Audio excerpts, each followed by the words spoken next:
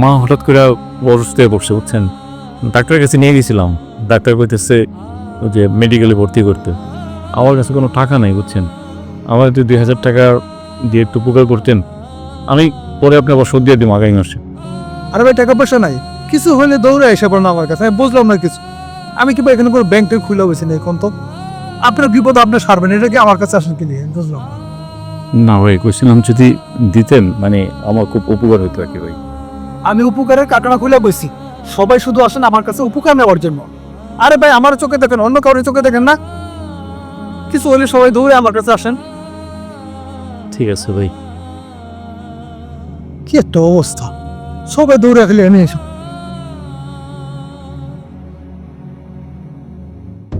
কি ব্যাপার, তুমি এখন আসছো না কেন? আমি কখন থেকে গেটের বাইরে দাঁড়াই আছি।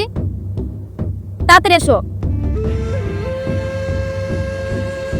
আরে এই তোমার আসার সময় হলো? আরে তোমার ফোন পেয়ে আমি সাথে সাথে চলে আসছি। আচ্ছা ঠিক আছে, চলো তাড়াতাড়ি।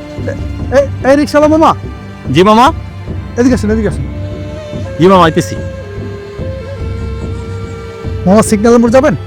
হ্যাঁ যাবো। আচ্ছা ঠিক আছে, এই চলো মামা, চালু করে দেন।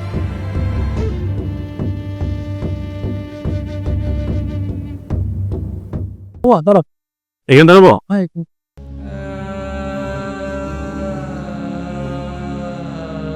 এলো। ও আমার কাছে তো ভাঙতে নাই। আরে আমার কাছেও তো ভাঙতে নেই। 200 টাকা বার রাখা তুমি 300 টাকা দাও না কারো কাছ থেকে। আচ্ছা আচ্ছা, লাগবে না, ওটা আপনি রেখে দেন। চলো তো তাড়াতাড়ি চলো, দেরি হয়ে যাচ্ছে। আচ্ছা ঠিক আছে মামা, রেখে।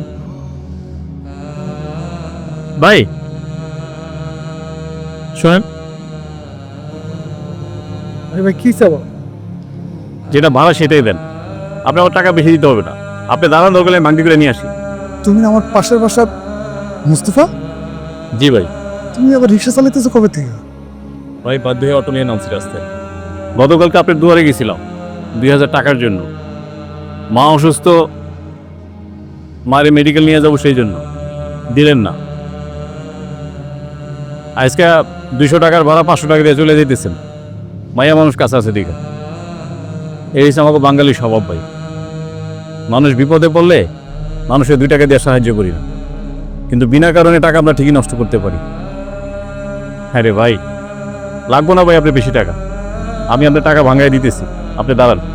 আচ্ছা আচ্ছা মুস্তফা, টাকাটা তুমি এখন রাখো। আমি বাসায় এসে তোমার সাথে বিকেলে কথা বলতেছি, এখন আমার সময় নেই। চলো।